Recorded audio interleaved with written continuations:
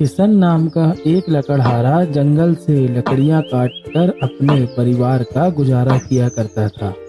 लकड़हारे की पत्नी दो जुड़वा बच्चों को जन्म देती है, जिसको पाने के बाद दोनों पति पत्नी बहुत खुश हो जाते हैं। भगवान के आशीर्वाद से आज हमें यह दो रत्न प्राप्त हुए हैं। मैं भगवान का शुक्रिया करता हूँ। हाँ जी, भगवान से हमने एक पुत्र मांगा था, भगवान ने हमें दो दो पुत्र दे दिए। हाँ, और यह दोनों ही बड़े होके हमारे बुढ़ापे का सहारा बनेंगे। रात को किशन और उसकी पत्नी और उसके दोनों बच्चे रात को आराम से सो रहे थे। तभी एक चोर रात के अंधेरे में चोरी करने के इरादे से उनके घर में घुस जाता है।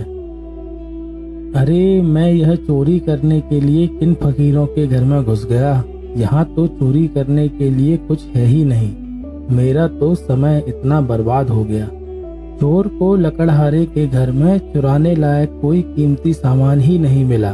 तभी उसकी नजर उसके दोनों जुड़वा बच्चों पे पड़ी और तभी चोर को एक बात याद आई। जब वह रायगढ़ के जिले में चोरी करने के इरादे से राजमहल में घुसा था। क्या हुआ महाराज, इतनी रात को आप यहाँ पर बैठे हैं? अभी तो आपको अपने शयन कक्ष में होना चाहिए। क्या हुआ महाराज? अब आप तो सब कुछ जानते हैं सेनापति जी, मेरा इतना बड़ा राजपाट है, पर मेरी कोई भी संतान नहीं है जो इस राजपाट को आगे बढ़ाए। बस उसी की चिंता में बैठा हूँ। जी महाराज, बिल्कुल सही कहा आपने। हम सैनिकों को और राज्य के लोगों को भी आपके ही जैसा एक दयालु राजा चाहिए, जो बिल्कुल आपके जैसे हम सभी का ख्याल रखे। और यह गुण तो केवल आपके दिए हुए संस्कारों से ही आ सकता है। जिसे आप पालेंगे उसमें ही ऐसे गुण हो सकते हैं महाराज। जी सेनापति जी, बस उसी की चिंता में हूँ। हालांकि एक बार मेरे मन में ख्याल आया था कि मैं एक बच्चा गोद ले लूँ, जो बड़ा होके मेरे इस सारे राजपाट को संभाल सके। पर इस विषय में मैंने अभी तक महारानी से कोई भी चर्चा नहीं की है। मैं भी चाहता हूँ कि आप सभी को एक अच्छा राजा मिले। क्यों ना इन दो बच्चों में से एक बच्चा मैं अपने साथ ले चलूं और उस बच्चे को मैं राजा साहब को भेंट कर दूंगा और बच्चे के बदले में राजा साहब से मोटा इनाम वसूल लूंगा। इसके बाद चोर लकड़हारे के एक बच्चे को चुरा लेता है और रात के अंधेरे में वहां से भाग जाता है। चोर बच्चे को अपने साथ अपने घर ले आया और वह तरकीब सोचने लगा कि कैसे इसे राजा साहब को दिया जाए। लकड़हारा और उसकी पत्नी अपने एक बच्चे को खोकर बहुत दुखी थे और उसकी पत्नी का तो रो रो के बुरा हाल हो चुका था। मैं कुछ नहीं जानती जी, आप मेरे बच्चे को कहीं से भी ला कर दो। मैं अपने एक बच्चे के बिना कैसे रहूंगी? आप एक माँ के दिल के दर्द को नहीं समझ सकते। भगवान, तुम चिंता मत करो, मैं भी उसका पिता हूँ। मुझे भी अपने बेटे के खो जाने का गम है। मैं अपनी पूरी ताकत लगा के उसे ढूंढ लूंगा। तभी गांव के दो लोग लकड़हारे के पास आते हैं। किशन भैया, हमने तो सारे गांव में और सारे गांव के लोगों से भी पूछ लिया, पर किसी ने आपके बच्चे को कहीं नहीं देखा और ना किसी को उसे ले जाते हुए देखा है। हमें तो लग रहा है कि यह काम कोई जंगली जानवर का है। मेरा बच्चा किशन, कहीं से भी मुझे मेरा बच्चा लाके दो किशन, मेरा बच्चा। किशन की पत्नी का रो रो के बुरा हाल था, पर किशन अब समझ गया था कि उसके नसीब में एक ही बच्चा है और उसका बच्चा जो खो गया है उसे वह अब नहीं मिलेगा। चोर चोरी किए गए उस बच्चे को लेकर एक दिन राजमहल में पहुंचा। महाराज, दूर के गांव का एक व्यक्ति आपसे भेंट के लिए आया है।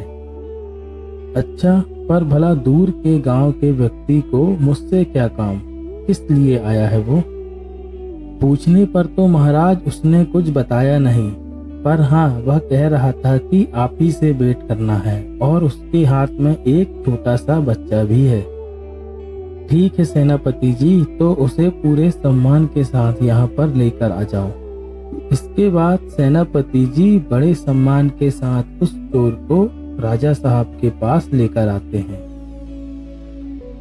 क्या हुआ युवक, बताओ तुम्हें मुझसे क्या काम है? महाराज, मैं एक बड़ी दुविधा में हूँ और मुझे पता है कि मेरी इस दुविधा को आप ही दूर कर सकते हैं, इसलिए मैं आपसे भेंट के लिए आया हूँ।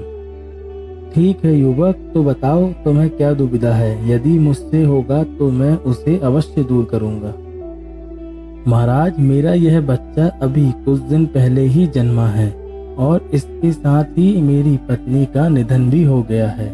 इसलिए महाराज, मैं इसका पालन पोषण करने में असमर्थ हूँ, क्योंकि मुझे पता है महाराज कि इस नन्हे से बच्चे को अभी माँ की आवश्यकता है और इसीलिए मैं अपने पुत्र को आपको भेंट करने के लिए आया हूँ, क्योंकि मुझे पता है कि इसका पालन पोषण आप बहुत अच्छे से करेंगे। चोर की यह बात सुनकर राजा साहब और सेनापति जी दोनों ही बहुत खुश हुए, पर तभी राजा साहब ने चोर के सामने कुछ शर्त रखी।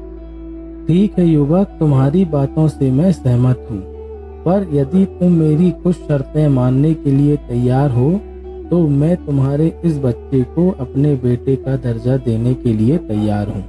महाराज, आपके सानिध्य में मेरा बच्चा बड़ा होगा, उससे ज्यादा खुशी की बात कुछ नहीं है। आपकी सारी शर्तें मुझे मंजूर हैं। ठीक है युवक, तो तुम कभी मेरे इस राज्य में वापस लौटकर नहीं आओगे और ना ही तुम कभी किसी से यह बताओगे कि तुमने अपना बच्चा मुझे भेंट किया है और आजीवन यह बेटा अब मेरा ही रहेगा। तुम इसे कभी भी वापस मांगने के लिए नहीं आओगे। तुम मेरी इन बातों से सहमत हो? जी महाराज, एक गरीब का बच्चा बड़े होकर इतने बड़े राज्य का उत्तराधिकारी बनेगा। बस इसी बात को याद रखकर मैं अपना सारा जीवन काट लूंगा महाराज, और मैं कभी इस राज्य में वापस नहीं आऊंगा। ठीक है सेनापति जी, इन्हें इतना धन दे दिया जाए कि इन्हें आजीवन कुछ भी करने की आवश्यकता न पड़े, जिससे आने वाले बुढ़ापे में भी इन्हें कभी अपने बच्चे की याद न आए। राजा साहब से इतना बढ़िया इनाम पाने के बाद चोर खुशी खुशी राज्य से बाहर चला जाता है। ऐसे ही समय बीतता गया और किशन का लड़का अब बड़ा हो गया था और किशन अब बूढ़ा हो चला था। बेटा विजय, अब मैं बूढ़ा हो गया हूँ और मुझे लकड़ियाँ काटने में बहुत दिक्कत होती है। अब तुम भी बड़े हो गए हो, तो क्यों ना तुम जंगल जाओ और लकड़ियाँ काट कर लाओ और उनको बेचकर अपने घर का पालन पोषण करो। जी पिताजी, मैं आज से ही जंगल में जाता हूँ और लकड़ियाँ काट कर लेकर आता हूँ। लकड़हारे का लड़का पूजा पाठ किया करता था, इसलिए वह धार्मिक प्रवृत्ति का था, और जब वह जंगल में लकड़ियाँ काटने गया तो उसे वहाँ पर चिड़िया का एक घोंसला दिखा, इसलिए वह पेड़ नहीं काट पाया। अरे ये क्या, यहाँ तो हर पेड़ में किसी न किसी चिड़िया का घोंसला बना हुआ है और मैं यदि पेड़ काटूंगा तो यह घोंसला टूटकर नीचे गिर जाएगा और चिड़िया जन्म लेने से पहले ही मर जाएगी। मैं यह पाप नहीं कर सकता, और इसलिए लकड़हारे का लड़का बिना लकड़ी काटे ही घर वापस चला जाता है। अरे विजय बेटा, तुम तो बहुत जल्दी आ गए जंगल से, लकड़ियाँ काट लाए तुम? नहीं नहीं पिताजी, जब मैं जंगल गया तो वहाँ पर हर पेड़ में चिड़िया का घोंसला था और मैं किसी भी चिड़िया की हत्या नहीं करना चाहता था, इसलिए मैं बिना लकड़ी काटे ही वापस आ गया। अरे बेटा, जब सभी पेड़ में घोंसला था तो तुम थोड़ी आगे बढ़ जाते, तो तुम्हें कोई ना कोई पेड़ तो मिल ही जाता जिसमें चिड़िया का घोंसला ना हो। चलो अब तुम कल दूसरे जंगल में चले जाना। अगले दिन लकड़हारे का लड़का दूसरे जंगल में गया और वहाँ पर उसे बहुत ही पुराने पुराने पेड़ दिखाई दिए।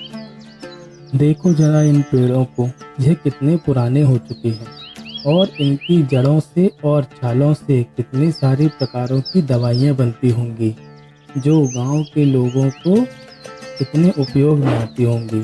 यदि मैंने इसे काट दिया तो यह तो गांव के लोगों के साथ अन्याय होगा, मैं इसे नहीं काट सकता। बेटा, आज फिर तुम जंगल से बहुत जल्दी आ गए हो और मुझे विश्वास है कि तुम आज भी लकड़ियां काट कर नहीं लाए होगे। क्यों, सही कहा ना मैंने? जी पिताजी, आपने बिल्कुल सही समझा। और मैं यह लकड़ी काटने का काम नहीं कर सकता, क्योंकि मैं जब भी लकड़ियाँ काटने जाता हूँ तो पेड़ों में मुझे कुछ न कुछ उपयोग की वस्तु ही नजर आती है, इसलिए मैं यह कार्य नहीं कर सकता। ये लकड़ियाँ काटने का काम तो हमारा पुश्तैनी है। पहले मेरे दादाजी करते थे, फिर मेरे पिताजी ने किया, अब मैं कर रहा हूँ और अब तुमको भी यही करना है बेटा। वो सब ठीक है पिताजी, पर मैं क्या करूँ? मैं यह लकड़ी काटने का काम नहीं कर सकता, इसलिए मैंने यह सोचा है कि मैं कोई और दूसरा काम करूँगा, और उसी की तलाश में मैं अब दूसरे राज्य में जा रहा हूँ। जैसे ही मुझे कुछ काम मिलेगा तो मैं अब वापस। लकड़हारे के पास अपने बेटे की बात मानने के अलावा और कोई रास्ता नहीं था, क्योंकि वही उसके बुढ़ापे का सहारा था, इसलिए वह भी उसकी बातों में हाँ मिलाया। लकड़हारे का बेटा काम की तलाश में दूसरे राज्य में घूम रहा था। तभी वहाँ के एक सैनिक उसको आकर मिले। अरे राजकुमार जी, आप यहाँ क्या कर रहे हैं? आपको तो इस समय राजमहल में होना चाहिए। चलिए, महाराज आपकी प्रतीक्षा कर रहे होंगे। सेनापति जी लकड़हारे के बेटे को राजकुमार समझकर राजमहल में ले जाते हैं, और उसी समय राजमहल में महाराज के असली पुत्र और राजकुमार भी वहीं उपस्थित थे। देखने में दोनों ही बालक बिल्कुल हूबहू एक से दिख रहे थे, और दोनों को देखकर महाराज और सेनापति दोनों की आंखें फटी की फटी रह गईं। सेनापति जी, यह बालक कौन है जो हूबहू बिल्कुल हमारे बालक के जैसे ही दिख रहा है? कहाँ से लेकर आए हैं आप इन्हें? महाराज, यह बालक हमारे राज्य में भ्रमण कर रहा था और यह बिल्कुल हूबहू राजकुमार जैसा ही लग रहा था, इसलिए मैं इन्हें यहाँ लेकर आ गया। सही कहा सेनापति जी, देखने में तो यह हूबहू बिल्कुल हमारे बेटे की तरह ही दिख रहे हैं। इन्हें देखकर तो किसी को भी भ्रम पैदा हो जाए। बेटा, तुम कहाँ से आए हो? महाराज, मैं पास के गांव से ही आया हूँ। मैं यहाँ पर काम की तलाश में घूम रहा था, तभी यह सेनापति जी मेरे पास आए। मुझे लगा यह मुझे कोई काम देंगे और कहने लगे चलो महाराज के पास। इसी कारण मैं इनके साथ साथ यहाँ पर आ गया। महाराज और सेनापति जी यह दोनों माजरा समझ नहीं पा रहे थे, इसलिए महाराज ने सेनापति जी से कहा, सेनापति जी, आप जल्द से जल्द इस बालक के साथ जाइए और इसके माता पिता को राजमहल में लेकर आइए। सेनापति जी उस बालक के साथ उसके घर पर जाते हैं और उसके माता पिता को राजमहल का सारा किस्सा सुनाते हैं और अपने साथ राजमहल ले आते हैं। किशन और उसकी पत्नी दोनों बालकों को देखकर बिल्कुल अचंभा में रह गए, क्योंकि दोनों बिल्कुल एक से दिख रहे थे। दोनों बालकों को एक साथ देखकर आप तो समझ ही गए होंगे कि मैंने आपको यहाँ क्यों बुलाया है, क्योंकि एक आपका बालक है और एक मेरा। इसके बाद लकड़हारा महाराज को सारा किस्सा सुनाता है कि कैसे उसकी पत्नी ने एक साथ 2 जुड़वा बच्चों को जन्म दिया था, जिसमें से एक बच्चा उनका खो गया था। और इसके बाद महाराज सेनापति को आदेश देते हैं कि सेनापति जी जाइए और जल्द से जल्द उस व्यक्ति को यहाँ पर लेकर आइए जिसने हमें यह बच्चा दिया था।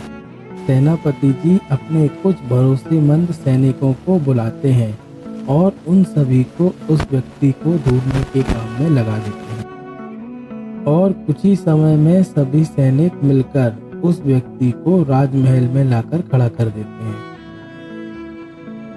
तुम्हें याद होगा कुछ साल पहले तुम मुझे एक बच्चा देकर गए थे। अब तुम सच बताओ यह बच्चा किसका है, नहीं तो मैं तुम्हें ऐसा दंड दूंगा जो तुमने कभी सोचा भी नहीं होगा। और उसके बाद वह चोर भी उस अपनी चोरी का सारा किस्सा महाराज को बता देता है कि कैसे उसने लालच के चलते एक बच्चा चुराकर महाराज को भेंट किया था। तुमने जो किया वह पाप नहीं बल्कि एक महापाप है। तुमने एक बच्चे को उसकी माँ से और एक माँ को उसके बच्चे से दूर किया है।